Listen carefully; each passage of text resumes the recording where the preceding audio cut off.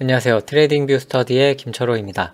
지난 시간에 11월 4월 전략과 사상 최고가 전략을 합성한 전략의 매도 조건을 달리한 코스피 지수를 비교를 해봤습니다. 음봉이 연속으로 2개 나왔을 때 매도하는 전략과 사상 최고가 대비 20% 빠졌을 때 매도하는 전략 두 가지를 비교해봤는데요. 제 개인적인 생각으로는 별 큰 차이는 없어 보인다라고 결론을 내렸습니다. 추가로 삼성전자에 대해서 어떤 결과가 나왔는지 궁금하다고 하셔서 같이 알아보겠습니다. 먼저 투자 수익률부터 보고 갈게요.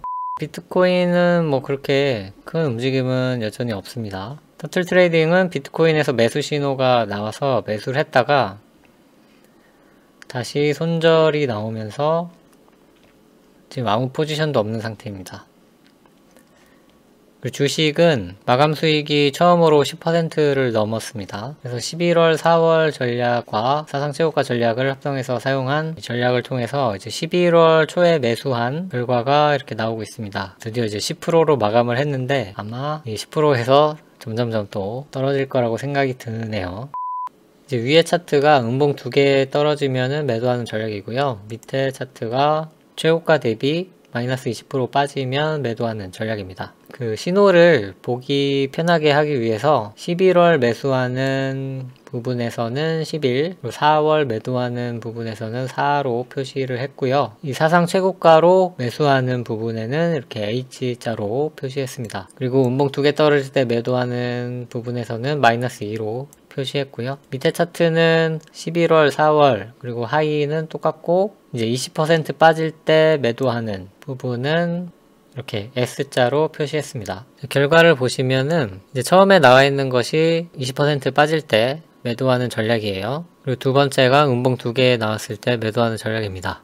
승률은 음봉 2개 매도가 약간 더 높고요. 최종 수익은 20% 매도 전략이 약간 더 높았습니다. 수치는 제가 초보다 보니까 별로 모르겠습니다. 분석하실 수 있는 분들께서 분석을 해보세요. 한번 기간 분석을 보시면은 거의 이제 비슷한데요. 이렇게 좀 차이나는 구간이 있습니다. 그러니까 음봉 2개 떨어질 때 매도했다는 게 되겠죠. 이런 부분에서는요. 아마 여기서 5월, 6월에 연속으로 음봉이 났기 때문에 다 매도를 했는데 20% 전략에서는 가격이 20%까지는 빠지지 않아서 그대로 포지션을 유지한 걸로 보입니다. 대부분의 구간에서는 비슷해요. 자, 그래프로 보시면은 이 군청색이 20% 매도 전략, 연두색이 음봉 2개 매도 전략입니다. 빨간색은 이 2개를 더한 건데 이 경우에서는 두 가지를 비교를 위한 거니까요. 볼 필요가 없습니다. 2연속 음봉 매도 전략이 앞설 때도 있고 20% 매도 전략이 앞설 때도 있습니다.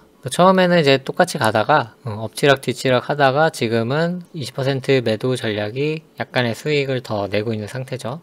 두 가지 전략이 차이 나는 부분은 이전 코스피 때도 비교를 해봤었죠. 기간 분석에서 봤었던 2012년 요 구간이 되겠네요. 여기 비어있는 구간 있죠. 그래서 2011년 11월에 11월 4월 전략에 의해서 매수에 들어갔다가 이제 4월에 매도하는 전략이었던 거죠. 근데 4월에 최고가를 찍으면서 매수 상태가 유지가 된 겁니다. 5월, 6월까지 유지가 됐어요. 근데 음봉 2개가 나왔기 때문에 여기서는 6월 말에 매도를 했죠. 근데 이 분홍색 선이 이 최고가 대비 마이너스 20% 선이에요. 20%까지 떨어지지 않았으므로 그대로 포지션을 유지해서 이 7월과 10월 사이에 수익을 좀 더 먹은 거죠. 그래서 수익이 조금 더 높았습니다.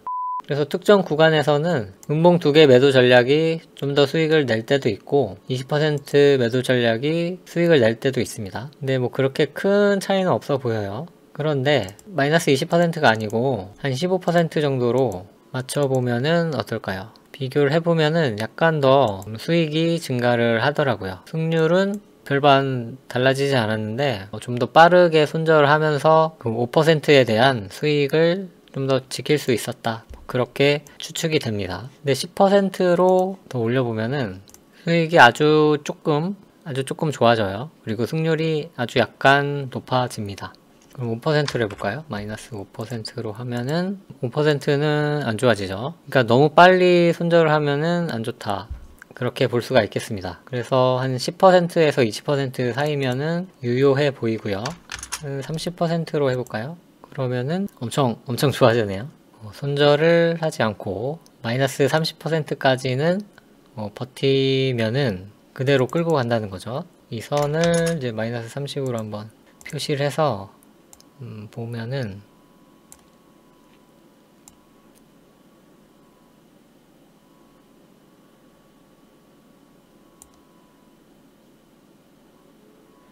물론 떨어지는 구간도 있긴 한데 뭐 이렇게 30%를 하회해서 유지되는 구간이 있긴 합니다만 결과적으로는 30% 정도는 견딘다면은 더 큰 수익을 낼 수 있었다, 그렇게 판단이 되네요. 승률도 엄청 좋아졌고요. 하지만 이 최대 손실을 보면은 2배 이상이죠. 이음봉 매도보다는 2배 이상이니까 최대 손실 구간에서는 좀 스트레스를 많이 받았을 것 같아요. 그래서 결론적으로는 이 삼성전자 같은 경우에도 20% 손절 전략과 2연속 음봉 매도 전략은 거의 비슷해 보인다, 제 개인적인 생각입니다. 그래서 삼성전자의 경우에는 한 10%에서 20% 정도의 손절 비율을 가져가면은 괜찮을 것 같다라는 생각이 들고요. 이제 마이너스 30%까지라고 하면은 이제 손절은 하지 않겠다는 그런 전략으로 보입니다. 물론 이렇게 손절하는 구간도 있긴 하네요. 자, 추가로 하나만 더 보고 가겠습니다. SK 하이닉스고요. SK 하이닉스 같은 경우에는 이 20% 매도 전략이 좀 더 수익률이 좋네요. 승률은 똑같고요. 최대 손실은 약간 크네요. 그래프를 보시면은 20% 매도 전략이 위에 있는 모습을 볼 수가 있습니다. 10% 손절이면은 수익률이 좀 더 좋아지고요.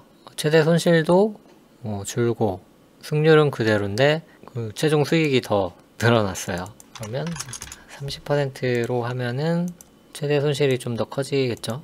마이너스 30%로 해보겠습니다. 그러면은 손절을 이제 거의 안 할 거기 때문에 여기까지는 같이 갔고요. 마이너스 30%까지 손절을 하면서 더 안 좋아지는 모습을 보이고 있습니다. 승률도 떨어졌고요.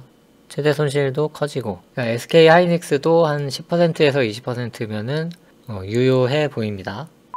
이렇게 해서 오늘은 삼성전자와 SK 하이닉스에 대한 11월 4월 전략과 사상 최고가 전략의 합성 전략, 그리고 두 가지 매도 전략에 대해서 알아봤습니다. 더 궁금한 사항이 있으시면 댓글로 달아주시고요. 전략이나 매매법, 그리고 백테스트 결과가 궁금하시다고 하시면은 역시 댓글로 남겨주세요. 제가 스크립트를 짜서 이렇게 백테스트 돌린 다음에 결과를 보여드리고 제 생각도 좀 말씀을 드리겠습니다. 그럼 저는 다음 시간에 돌아오겠습니다. 고맙습니다.